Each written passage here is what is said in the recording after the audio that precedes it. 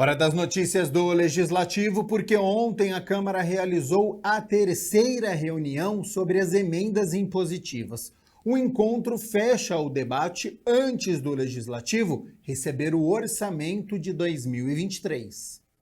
Os secretários de Serviços Públicos, Cultura e Turismo, Assistência Social, Pessoa com Deficiência, Direitos Humanos e Segurança Alimentar, além de Esportes e Lazer, participaram juntamente com representantes das Secretarias de Infraestrutura e de Finanças da última reunião com vereadores sobre as emendas impositivas. Logo na abertura, o diretor de orçamento da Prefeitura esclareceu sobre os valores que poderão ser destinados a elas, já que o projeto do orçamento de 2023, que deve ser protocolado na Câmara esta semana, já tem o valor fechado. As emendas impositivas devem girar em torno de 90 milhões, o que vai dar uma média de 2,5 milhões, um pouco mais, até 2,7 milhões para cada vereador, sendo que 50% desse valor vai ter que ser destinados aí para a área da saúde. E na sexta-feira, no período da tarde, a gente deve protocolar aqui o projeto de lei e também já disponibilizar no portal da transparência. O secretário de Serviços Públicos apresentou as demandas para instalação de equipamentos em praças, além de campos de futebol, entre outros. Esses equipamentos que eu citei, de forma até resumida, tem outros, né? A Prefeitura, a Secretaria adquire através de uma ata de registro de preços. A ata, ela não tem um quantitativo, presidente. Então, ela pode ser alimentada por emendas e comprar um número importante, significativo de equipamentos para atender as demandas dos vereadores. Então, o ideal, na hora de fazer o aporte da emenda, seria conversar com a Secretaria de Serviços Públicos para poder ver como é a melhor forma de indicar o recurso, para que possa ter agilidade no cumprimento dessas emendas, né? As emendas, via de regra, precisam ser de custeio, porque se ela vier como investimento, nós temos que fazer, então, uma obra, uma licitação de obra, e isso leva muito tempo.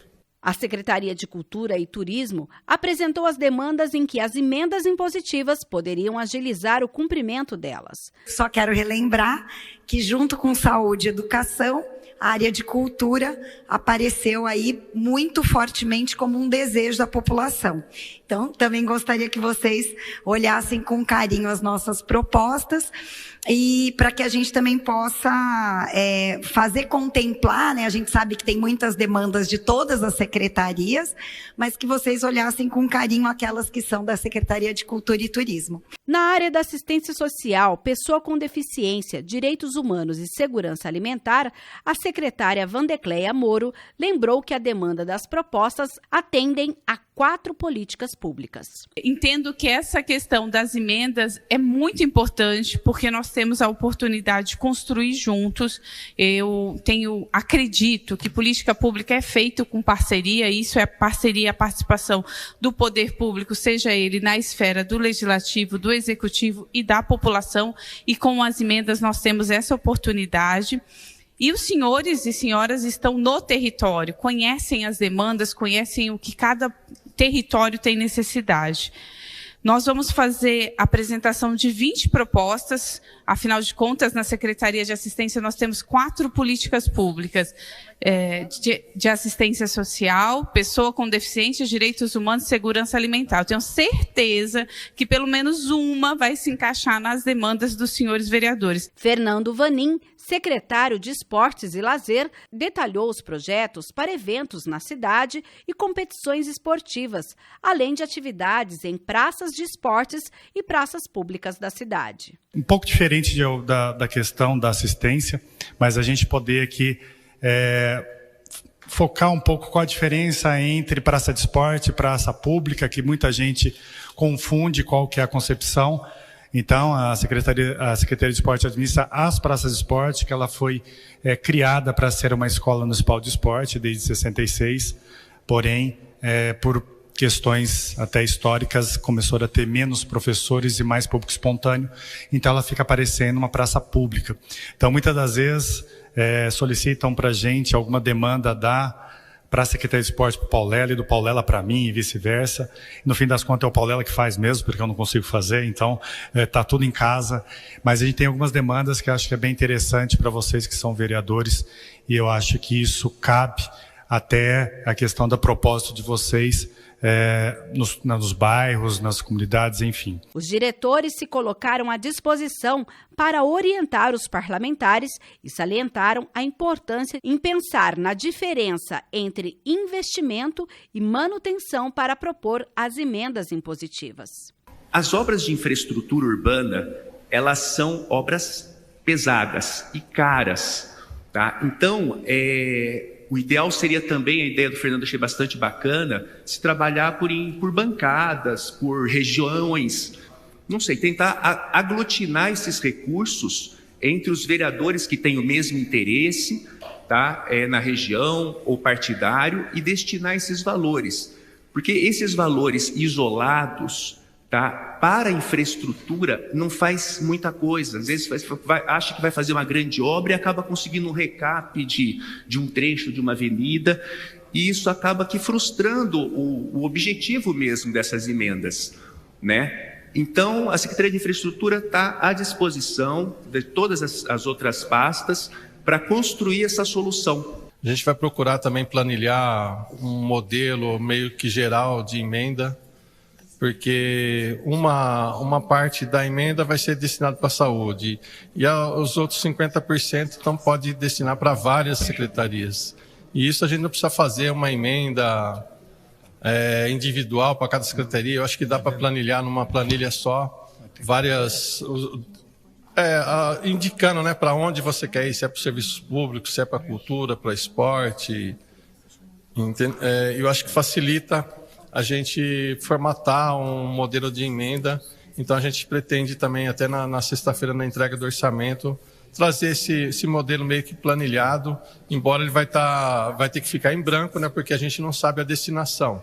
Mas o modelo dos campos que tem que ser preenchido, isso a gente já pretende deixar meio que caminho andado, e depois é só uma questão de inserir as dotações, que também vai ter a participação aí de cada secretaria. Assessores e vereadores também puderam fazer perguntas e sugestões quanto às demandas apresentadas. Ao final, o presidente da Câmara falou sobre os próximos passos para que os parlamentares façam as emendas impositivas, que vão corresponder a 1,2% da receita líquida do orçamento de 2023, sendo que 50% desse montante deverá ser destinado à Secretaria de Saúde. Fazer toda uma pesquisa daquilo que as secretarias terão de orçamento para o ano que vem. Eu tenho certeza que todos os vereadores, a partir do momento que for protocolado aqui na casa o orçamento particular, ele já vai debruçar, estudar esse orçamento municipal para destinar tanto das emendas impositivas como das emendas normais para a destinação daquilo que ele acha necessário. Lembrando que você pode assistir na íntegra todas as discussões sobre as emendas impositivas no YouTube da TV Câmara Campinas. E ontem também a Comissão Especial de Honraria se reuniu para analisar 7 projetos. Confira como foi.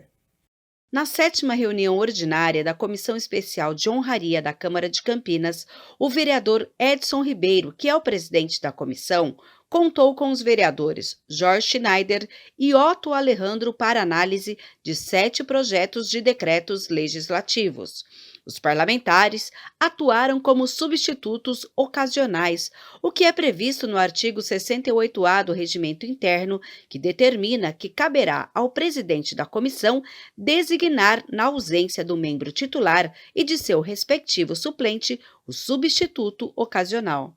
Entre as honrarias da Casa, o título de cidadão campineiro, diplomas de mérito de mulher virtuosa Elizabeth Lins Renault Cordeiro, de mérito jurídico e mérito educacional professor Darcy Ribeiro, a personalidades que se destacaram na atuação em suas áreas e em prol da cidade de Campinas. Os parlamentares seguiram os pareceres já dados anteriormente pelos relatores de cada projeto. Apenas uma proposta recebeu parecer contrário e será arquivada. As matérias com parecer favorável estão prontas para serem colocadas na pauta e serem discutidas e votadas em turno único pelo plenário. E vamos continuar a nossa série de reportagens sobre as eleições. É neste domingo, dia 2 de outubro, e você sabe as regras sobre este dia especial? O que pode e o que não pode ser feito neste domingo? E os horários de abertura e fechamento dos portões? Bom, a partir de agora, você fica bem informado.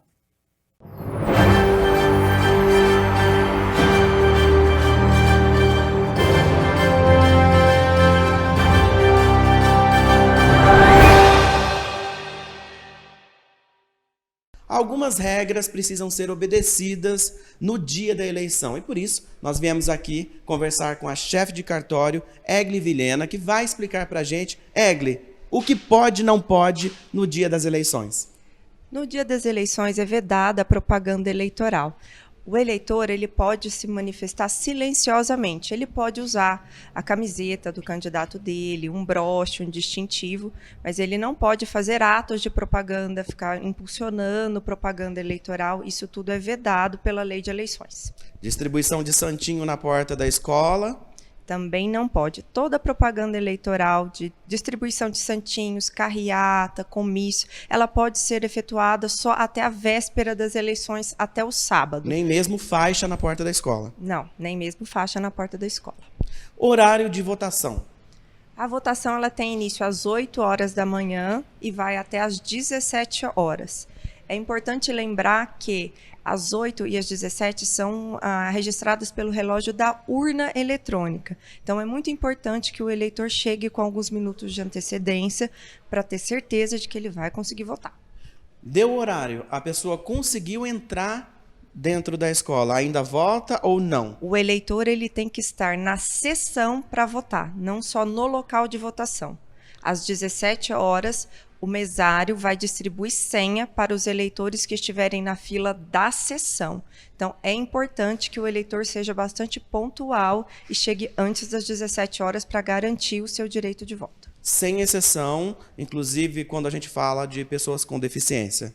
Sem exceção, inclusive quando se fala em pessoas com deficiência, a lei não estabelece privilégio para essas pessoas. As pessoas com deficiência, elas poderiam ter cadastrado essa deficiência até agosto para conseguirem votar numa sessão acessível. E aí essas sessões são condicionadas pelo tipo da condição do eleitor. Exatamente. Essas sessões elas ficam localizadas em pontos da escola em que a acessibilidade seja assegurada, seja porque aquela sala ela está no ambiente térreo ou porque é assegurada a acessibilidade por elevadores. Muito obrigado, Egli. Imagina. Eleições 2022 é aqui na TV Câmara Campinas.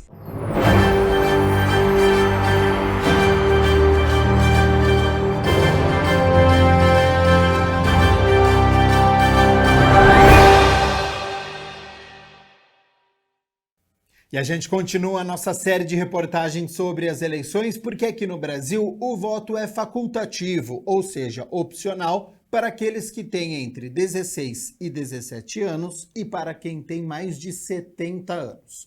Mas aqui em Campinas, dos 102.473 idosos acima dos 70 anos, nós encontramos quem vai exercer o direito e votar neste domingo.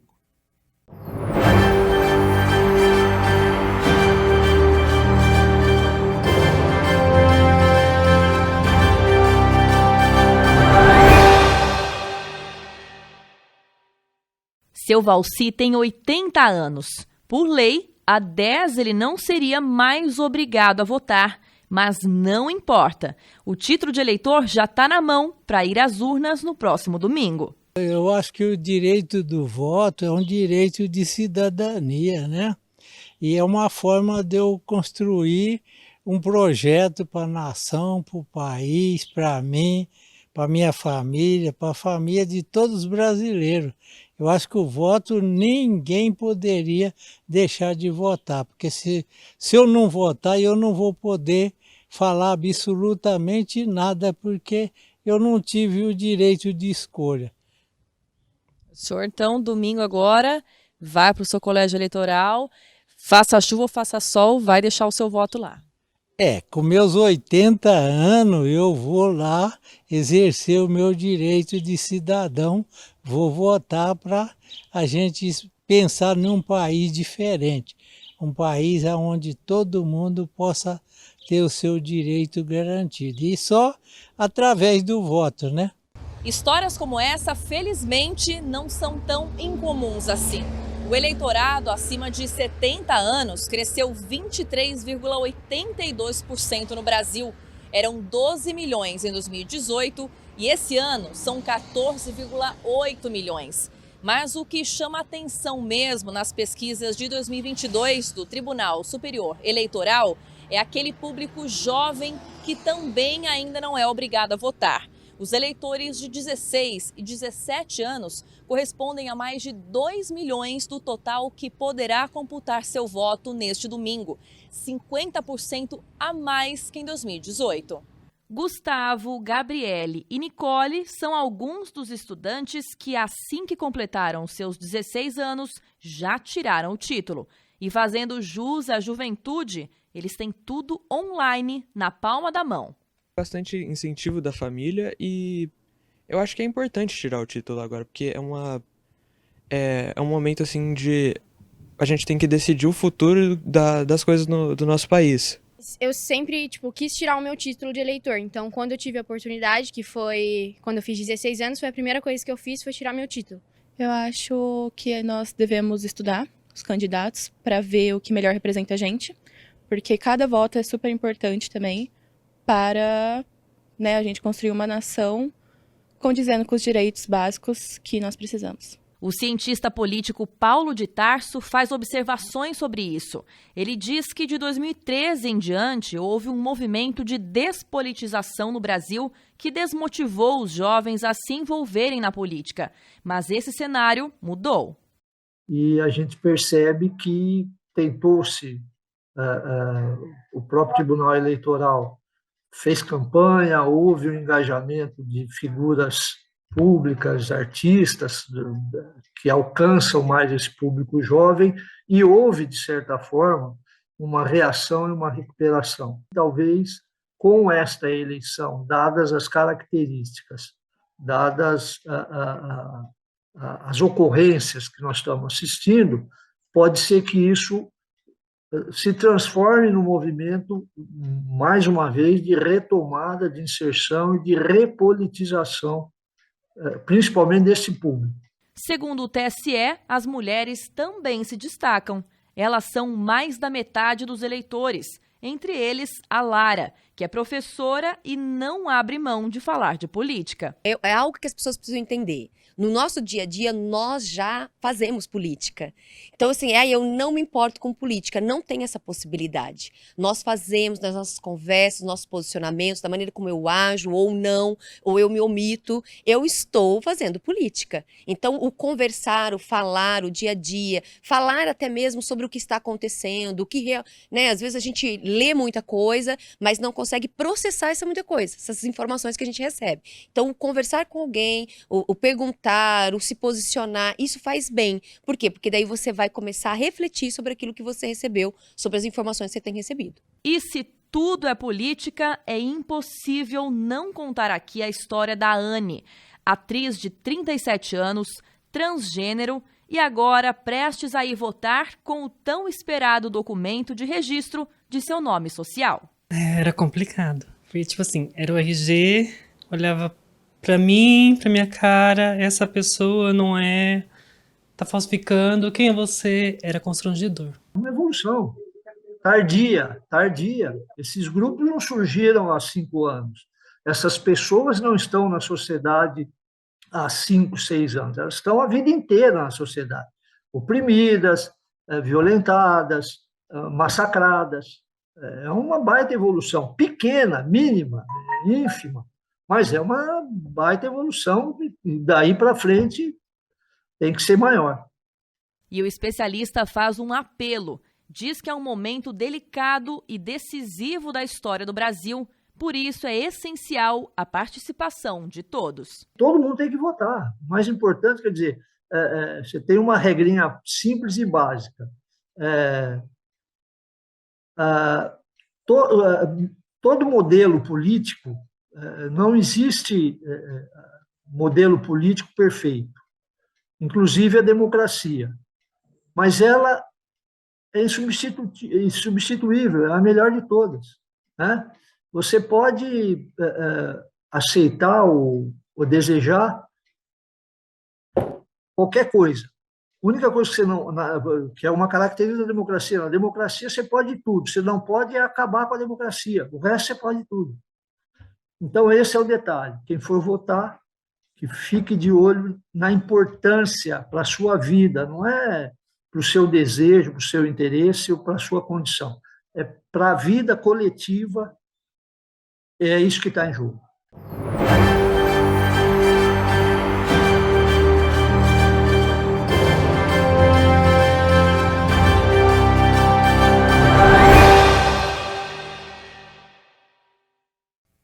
Bom, e hoje é quarta-feira, portanto é dia da 31ª reunião ordinária. A sessão será presidida pela vereadora Débora Palermo, primeira vice-presidente aqui da casa, que assume o comando do Legislativo com o afastamento por 30 dias do vereador Zé Carlos.